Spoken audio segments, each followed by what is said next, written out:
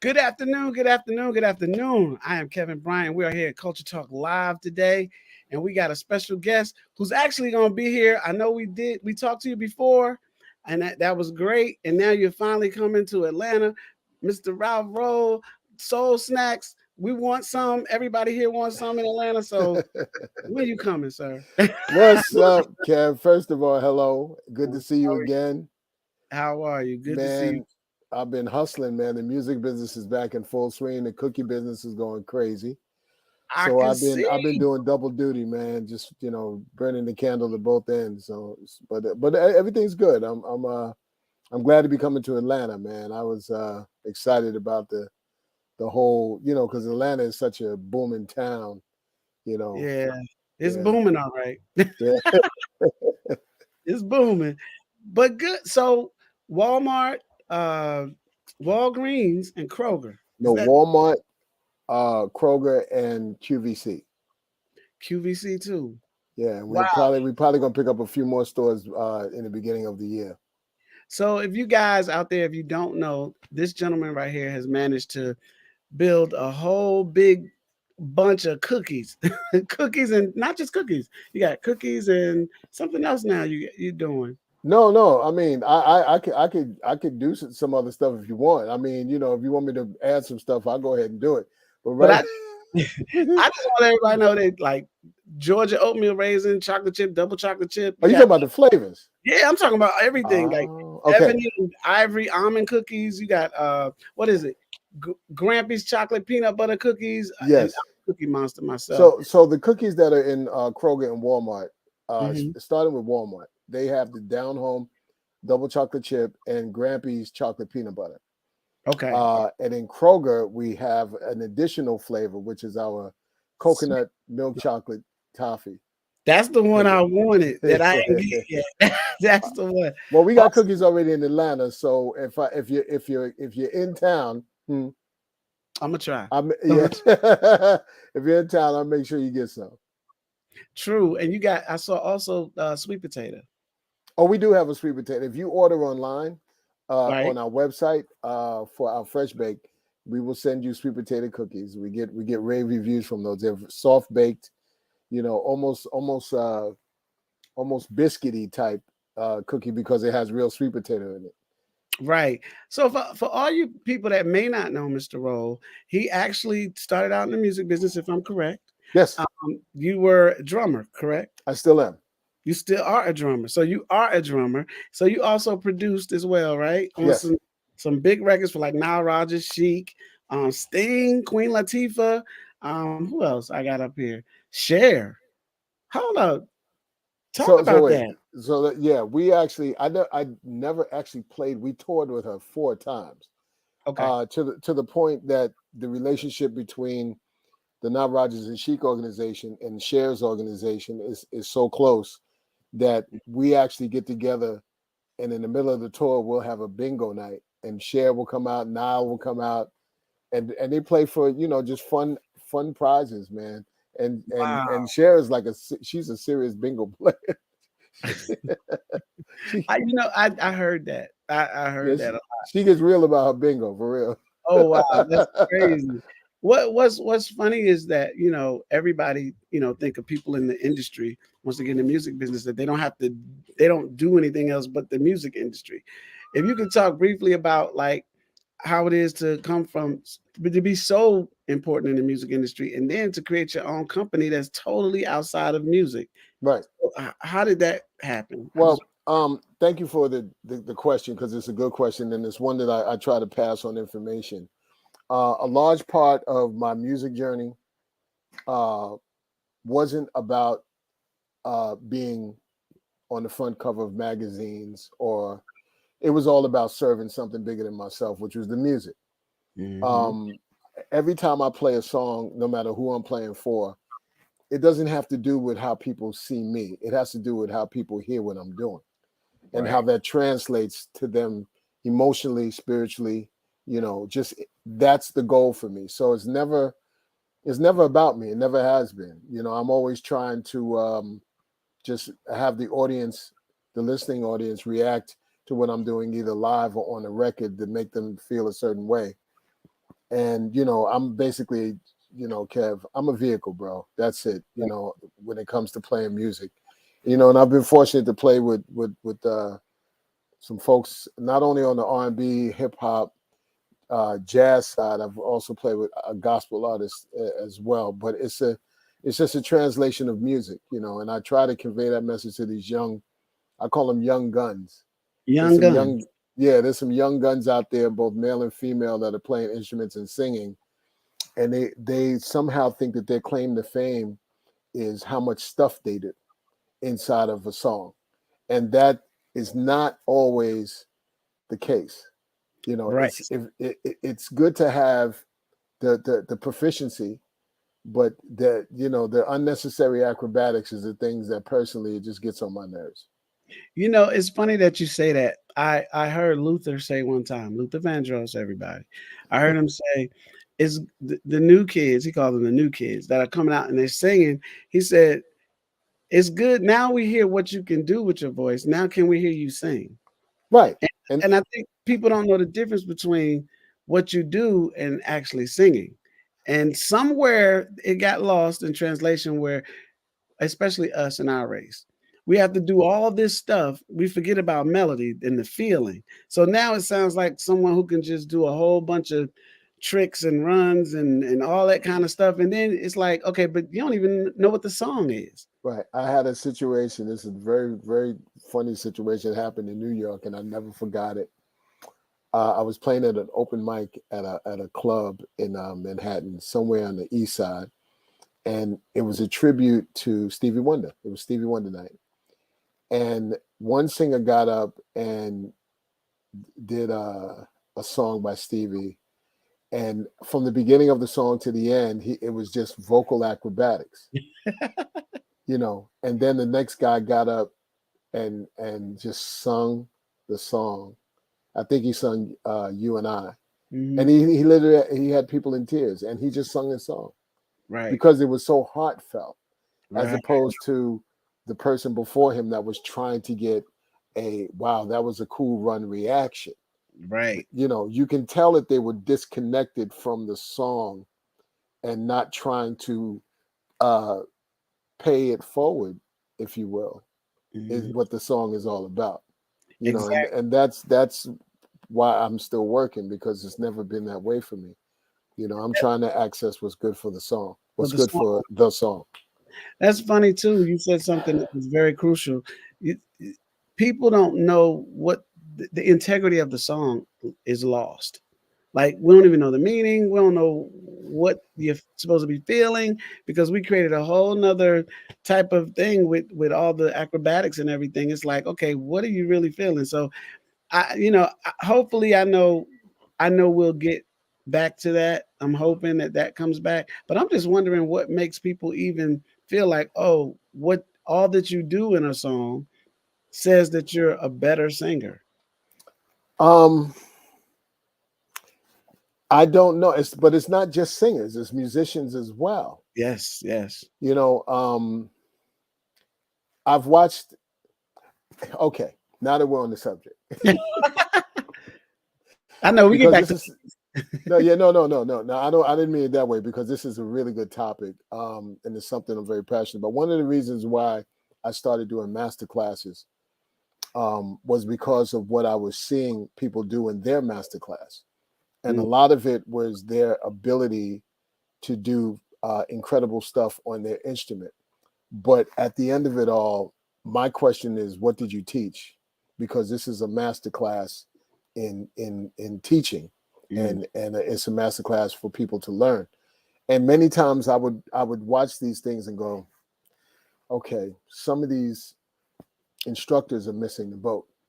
Mm. So I started doing master classes to be able to give information out and motivate people to understand what is necessary to be able to play and have a career. So the topic of my masterclass is how to get and keep a gig. Wow. Because many of the gigs that I've had for a long time. So I teach, fundamental and beneficial things for people to pay attention to. But a large part of it is the motivational talking to the people to get them to understand that this is something that you're preparing to spend the rest of your life doing if this is your career choice. It's true. That is a service. It's a straight service. You're serving something much bigger than you. And if you can wrap your brain around that one statement, you will understand where your placement is in each and every song, no matter how many times you have to play it. And the other thing that I try to explain to people is people talk about the music business, the music business, the music business. I tell people the day that you get it is the day that you realize that you're not in the music business, but you're in the business music. Right. The business music is this is a business like any other carpentry business, electrical business, IT work, interviewing. It's a business. And you have to learn the fundamentals of whatever that business is. Mhm. Many people just want to play, and I see this even in my generation. They're great players, but their business acumen just kind of got left, so they're still kind of not excelling from where they could be because they weren't thinking about the business part of how do you make this something where you can put your kids through school, pay a mortgage, real life situations. So that's what my whole class is about is getting to those very important areas. And I now I'm looking at doing some. I just got asked to do motivational speaking event, so I'm stretching the master classes into more motivational speaking because now with the cookies and everything that I've done coming from where I came from, I Mhm. want to spread the message to let people know, let folks know that all of this is doable. And Mm. it's just a certain switch that you have to cut on mentally to realize that we all, until that last credit rolls in our lives, we all have 24 hours a day. That's right. We all, and we have to try to utilize that time in order to move. Yes, and no one ever said it was going to be easy. And That's if they did, then you need to get me on that train because right. it's not easy. It's always going to have its difficulties, but you process the difficulties into a positivity. You Mhm. move it, you manifest it into something that is good as opposed to, man, I just lost all my money on this deal. Yeah, well, you can get more money. You still got breath. Right. You know what I'm saying? You can keep it going. You just have to now pick it up and say, okay, what did I do wrong? You remember the coyote he was always trying to get the road runner. He always had a Yeah. plan, but it never was the first crash, the end. That was it. No, he was like, okay, let me think of something else. And I'm going to think of something else. And and that's kind of how I think about things when things get tough. Like I've had the last 2 days have been incredibly tough, but I have to now figure out how do I move through that? How do I get from point A to point B? And that's by pulling in my team, letting them know exactly what I'm feeling emotionally, and then putting out a better product the next day. Right. Right. I know a few people and some musicians where they bake or they do, other side things. How difficult was it for you to, get your product in like Walmart and Kroger and or I'm not asking for the whole procedure, but I just want to understand like because a lot of people they don't know what to do. They don't even know how to start. It was very difficult. I've had a lot of situations that have come along with the cookies that have been, ups and downs, ins and outs. And as I mentioned, you learn from those situations with the belief that things will always get better because you just love what you're doing. Mm-hmm. Um, I kept putting out information about the company on social media, doing whatever videos I would do. I would post it. Then I would put together those. I would edit them together myself. I learned how to edit, which is very simple to do because you have tools that make that happen. Then I'd post it on YouTube or post it on my social media pages, either Instagram, Facebook, Twitter, TikTok, whatever. And people would see these things. And the way how I ended up getting into Walmart is there's a gentleman in Atlanta, very incredible gentleman, who was looking to support minority business. And he had an idea to start a cookie company. And he looked on the internet and he actually thought about a company called Soul Snacks. That was his idea. And he Googled Soul Snacks and I popped up. Oh, So he started reading up on me and he had someone else contact me and say, listen, somebody wants to talk to you about the product. Now, let me just stop there.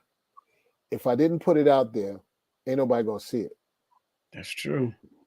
If you don't put it out there, nobody's gonna know. So the important thing is to put it out there and let people know that you have this product. And if it doesn't work year one, you have year two. And if it doesn't work in year 1 and 2, you got years 3 and 4, and so on and so on.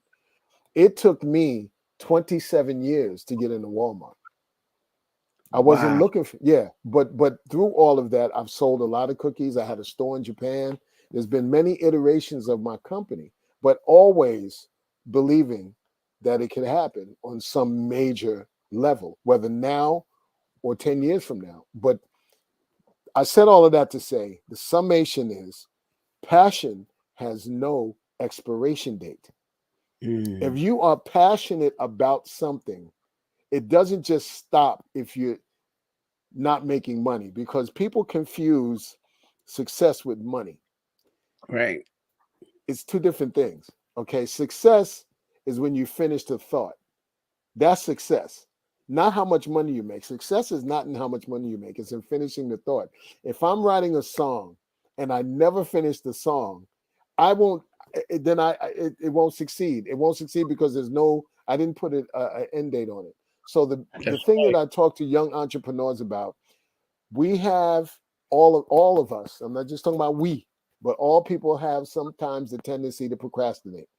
I'll do it Mm, tomorrow. I'll do it tomorrow. I'll get it done. I'll do that. And in my lifetime, I've seen so many incredible people leave this earth without finishing their passion. And it's always been a frustration to me because I know how great they were. So my thing wow. is when you feel that goosebump feeling about wanting to do something like, oh, I got to get this done. Now you put pencil to paper. The reason why it's pencil, because you might have to do some erasing about what you have to do. And you start putting your ideas on paper to make it make sense. The woman that works for me has a company called Make It Make Sense. And her And whole so job is to make everything that she touches make sense. makes sense. Yeah. So her and I just connected because we had the same mindset. But when you put the time off to the next day, that's a day wasted that you're never, ever, ever, ever getting back. And Back. I try to convey that to people all the time. Please remember, every day that you put off on your passion is a day that your passion dims a little bit more. Right. So if you want to keep that light lit, keep pushing at what you want to do. And Mm, if it's truly your passion, you'll stay with it. If it's truly your passion, you will stay with it. The first time I went to an audition, I was devastated because I really wanted this gig. I was a kid, and Atlantic City was just opening up. I was just getting out there, and it's the first time in my life that I can actually put a pinpoint on racism. Uh, because I never thought that way. My mother didn't raise me that way, even though I was aware of the how people thought about other cultures. It never affected my life because I grew up in the projects, but it was a multicultural community, so everybody was just everybody. So I went to mm, this audition, and it was a gig when Atlantic City was opening up, and He handed me music and I nailed everything. And the guy was really happy. He was like, man, you came in and you really did it. And then when I got home, called my house because it was before cell phones. And the guy on the phone said, listen, man, I gotta tell you something. And I said, what's going on? He said, I just want you to know you were the best player that came in here.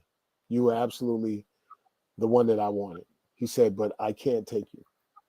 And I said, why? He said, because I can only have a certain number of black people in the band.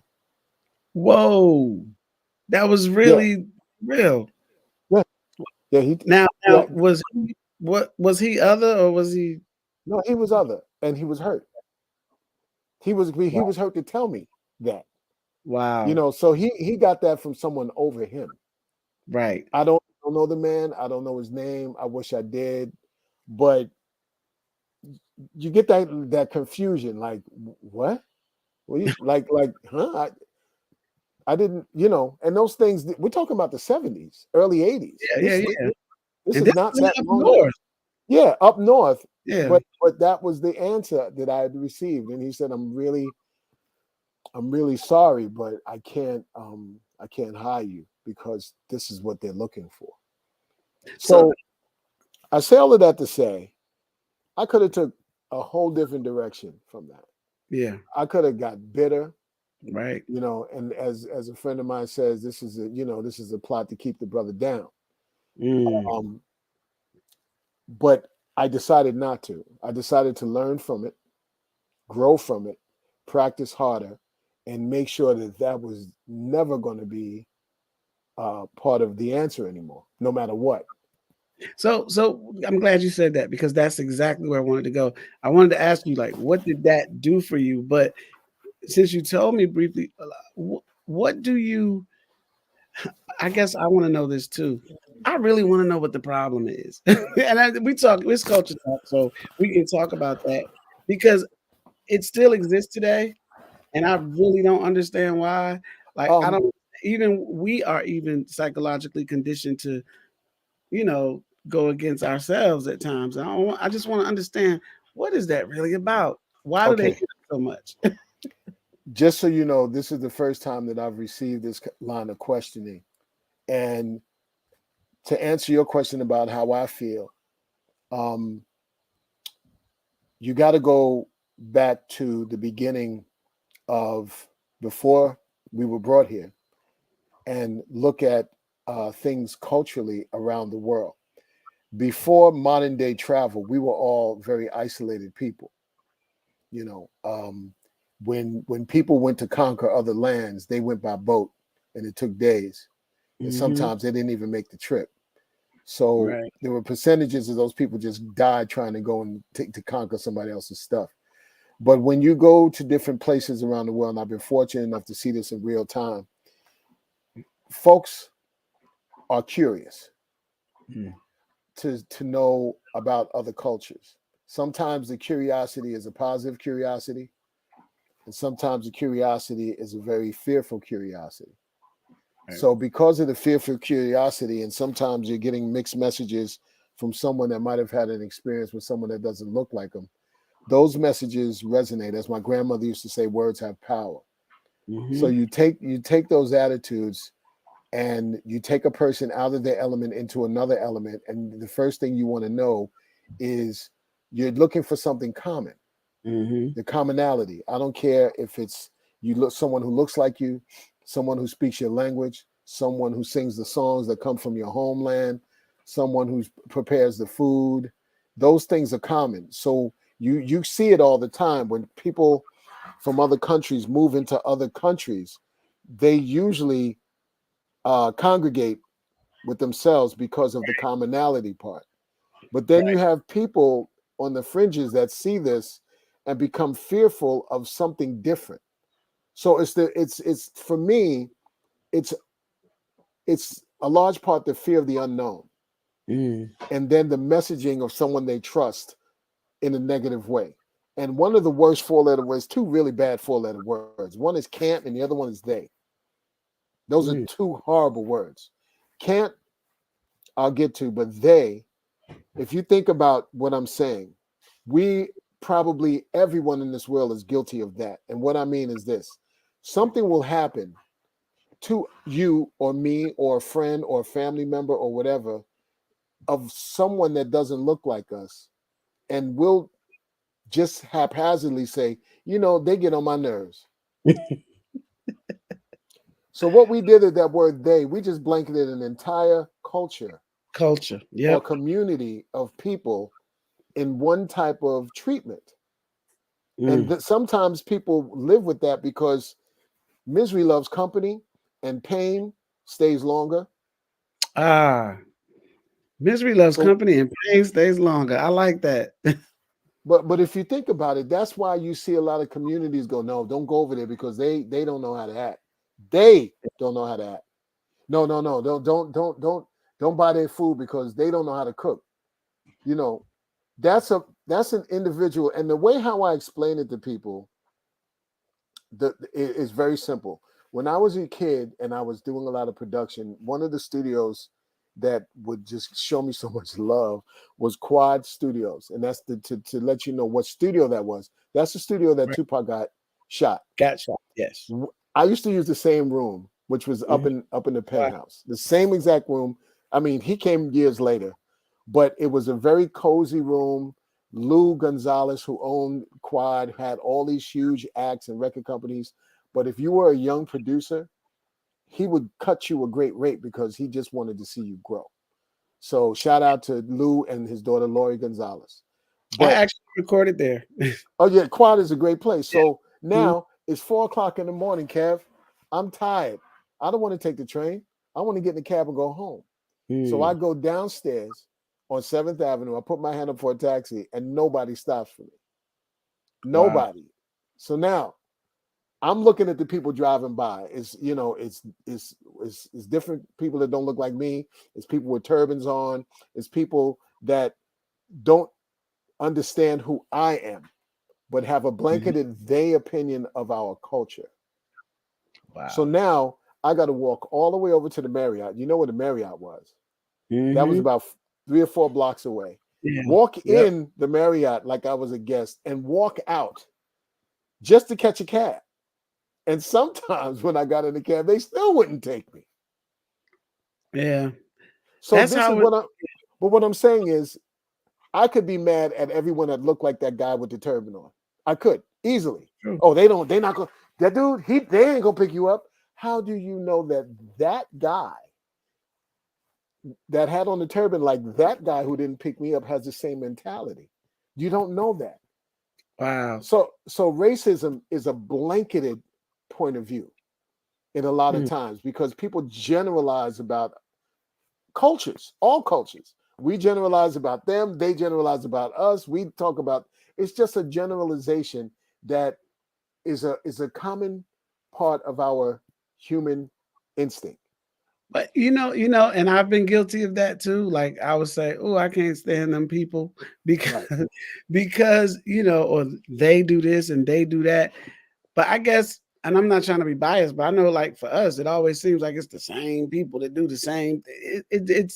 It always happens, no matter what, no matter how you present yourself. Everybody thinks the same thing. The one thing they say, we'll always be this to them, or we all look alike, and You- but Kev, that's the easy way out, brother. That's yeah, the easy way out because I believe that you have to judge people individually, and that's true. that's how you can get through what we deal with.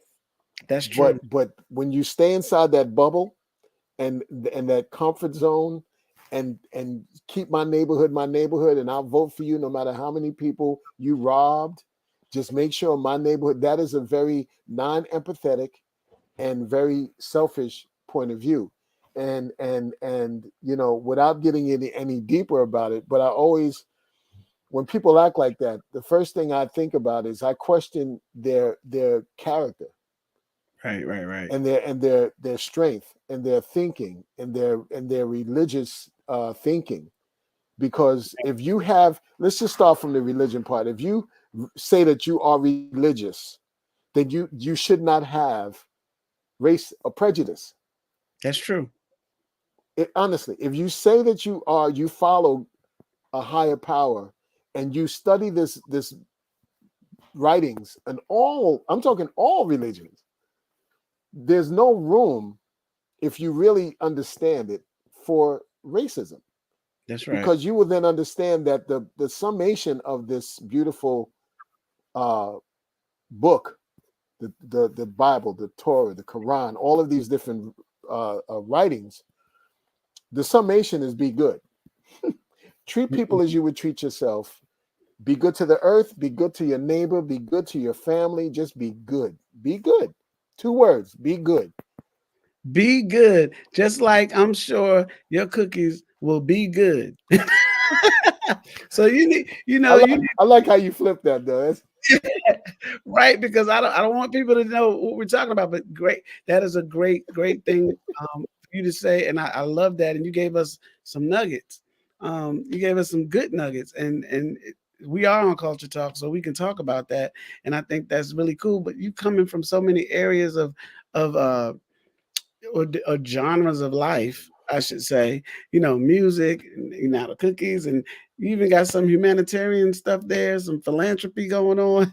Like, I think it's really good. I just know that that's the reason why you are considered successful.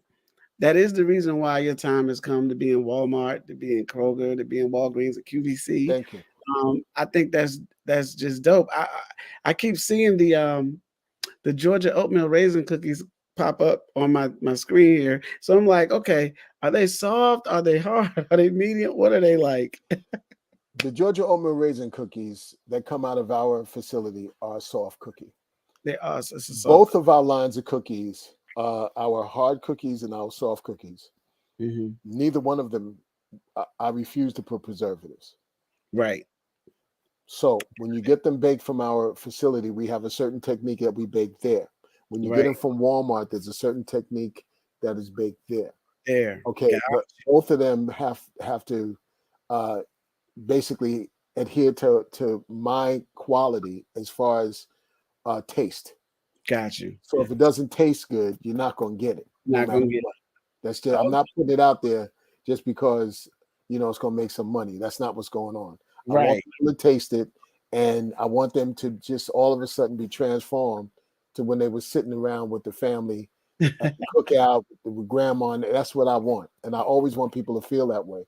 Um, so the Georgia oatmeal raisin is a soft cookie, and what I'll do is I will send a text as soon as we're done to make sure that I have some for you, Oh, if most that's the one definitely. you're looking for. Oh, well, I'm looking for any ones you can send. But you're not gonna be there, man. No, no, no. I'm gonna see. We're gonna work it out. I'm gonna let you know, but still send the text. And they got the address and everything. Oh Yeah. yeah, and we gotta get our producers on red. I gotta get him some because last time he was supposed to get some too, and he didn't get any. So we're gonna make sure that. But I want to say, Mr. Rowe, I love talking to you, and I love the fact that you will be here in Atlanta, everybody. So I'm gonna check. You can tell it if you want people to know where you're gonna be at what time. If you can Yes. tell us the link again, that'll Okay. be really, really good. So first off, if you're interested in getting the cookies in Walmart or Kroger, go to soulsnacks.com. You can get them mailed to you, or you can go out to the store. Either Got one. See? Now, Yep. right now, if you want to get our fresh baked line and also find out where we're going to be in Atlanta, go to eatsoulsnacks.com. And as soon as you go there, you're going to see Atlanta at the top. Before the homepage, the Atlanta link, you click on the link, and it has all the stores that we're going to be in, and also the stores with the asterisk next to it has the outlets that the local radio stations are going to have their van out there with us too. So there's going to be a big cardboard cutout of me. So when I'm in the store saying hello, you can take a picture, hit the QR code, follow us on social media, and yeah, it's going to be a good time. We did it in Houston, Right, right. and it was a big success. We had a lot of fun. Now we're bringing it to Atlanta, and we're trying to pick the next city that we want to do in November. We have to work on that. We have to work on the festival thing we talked about. Also, too, I know there's some things that you might be interested in. There's some I would love to have your product represented at one of our musical showcases since you do come from music. So Oh, that would be incredible. I think we could work that out. But yeah, I want everybody to come out, come to your, how many Walmarts are you doing here? Do you know? 18. No, not one. We're not doing any Walmarts. We're Oh, doing all Krogers. all Kroger's. Okay. Yeah, we're doing all Krogers. Yeah. So I'm pretty sure you're going to be in a lot of areas, but you said it's about 18. So, Yes. so you're going to probably hit all of them or just about. Well, we're going in. We're going to get there on time. We're going to greet people. We're going to give out T-shirts. If you buy cookies inside, you come outside, you get a free T-shirt. That's what's up. I might have to see, and I'm gonna sneak up on you. See how it is. But ladies and gentlemen, this is Culture Talk, and if you want to check out Mr. Ralph Rolle and his wonderful tasty soul snack cookies, please look him up on the website. Go to one of your local Kroger stores. I'm sure he's gonna be there. Test him out. Tell him you heard about him here. And I mean, that's all. You ain't gonna get no discount on it. But now. But no, just tell them that you saw. I'm done. Hey, you know how we do. Hey, that's the other word. We, they, you know how we do. But just go out, just go and check them out. That's what we do. I got one question to ask you. Yes, you gonna sir. see your boy while you here? Who? L.A. Reid. You gonna see him while you here? No, he's in L.A. Yeah, he probably is. Okay. No, he is That's in LA. crazy. I mean, I don't. You know what? I don't know because every time I talk to him, like I spoke to him, couldn't have been about a month ago. He was literally down the block and didn't have time to come by because he's been running. Yeah. Last time I saw him, he said he was coming back, but he did. But then he's gone again. So yeah, but that's I'm gonna hit him up to see if he's in LA. I'm gonna hit him up and tell him, yo, I'm being in Atlanta. If you're in Atlanta, I'm in Atlanta this weekend.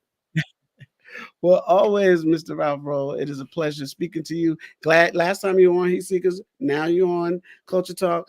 I guess you'll be on the next one too. Let me see how things go. And how's pretty things soon going for you? I didn't even ask you. How I know most times you interview. How are you doing? Well, actually, I'm doing fine. Thank you very much. And thanks to our producer, Red Dread, they just added me to the show next weekend. Well, Gotta Have House. So I'm going to make a special appearance. I had to say that. It's so shameful. But I had to make that plug because nobody knows yet. But Red, shout out to Red for that. So I'm getting back. I want to get with you because I'm doing new music and stuff. So we need to talk about that too as well. Good. So yeah. So thank you again. And I can't wait to see you. If I don't see you, don't be mad at me, but I'm gonna see you. I'm gonna make sure of it. If I don't see you coming down to your town, I ain't gonna talk to you. I mean, I'm just no. Hey, I'll be up there. I'll definitely be up there on the 5th for Mr. Ellaby's honoring. Okay. So I'll see you there then. Yeah, because I will be there. Yeah. Shout out to Mr. Ellaby, Double Exposure, and shout out to Kevin Goins also. So everybody, shout out to Heatseekers, shout out to Red Dread, Lady J, and everybody else. Shout out to everybody. Can I say something, man? I had a moment with Angelo this morning because I tell you I had a rough 2 days. Okay. But if anybody's in my corner, it's Angelo LB and Kevin Goins. I mean, I think I got a dope team. Allison Bush, Hiromi Matsuda, Gerard Harmon. That's my core. And those are my folks, man. They get me through this, man. It's a lot of stuff, man. That's good. That's wonderful. You can't do nothing without a good team. That's true. That is wonderful. So if you want anything else, we good. I can't wait. You said you'll be here Friday. What time? Nah, I'm just saying. I'll make sure. I know I have an interview at 9, and then I think we hit the first store at 11. Okay, cool. Yeah, let people get up, have their breakfast, as we say up here. Breakfast. Yeah, there you go. Yeah, that's what they say. Get your breakfast, and then we're gonna come on. And the good thing about Atlanta, I can get some good grits. That's true. That's true. If you come to this Kroger over here, I'll take you to another place you get some good grits. We got a lunchtime, man. So if you in town, I'll see you, brother. Okay, all right. Shout out to everybody. Thank you for tuning in today for Culture Talk Live, where we talk about everything in the culture and everybody. So thank you for tuning in, and I hope to see you. I'm Kevin Bryant. Thank you, Mr. Ralph Rolle, and we'll see you this weekend in Atlanta. Yes, sir. Check it.